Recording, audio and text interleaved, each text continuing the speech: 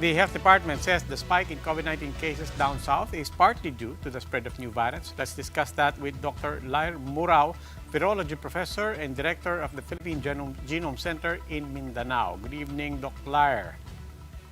Good evening, Robbie. Hi, Doc, what do we know about this surge in Davao? What is driving it?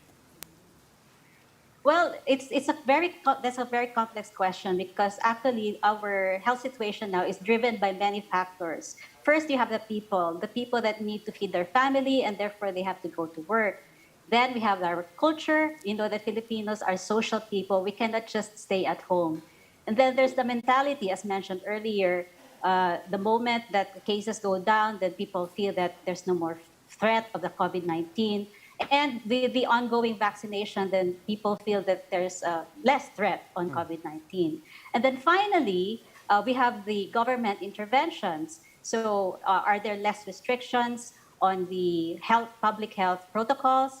And of course, another important factor is the virus. Is the virus changing and acquiring qualities that allow it to spread more? So that's something that we also have to look into.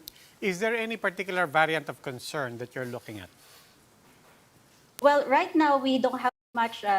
There's data going around here in Mindanao that there are variants of concern already circulating in various regions of Mindanao. But we need to get robust data on these variants. We need more data to be able to associate them with the increase in cases. Okay, now speaking of data, kumusta naman po ang biosurveillance capacities ng Davao at saka para sa buong Mindanao? Everything from contact tracing all the way to our ability to track the genome of whatever is spreading there. Yeah, in terms of testing, there is already an increase in number of testing centers in the Philippines. In fact, around 15% of the COVID laboratories in the country are present in Mindanao, and there has been an increase since the past year. So in terms of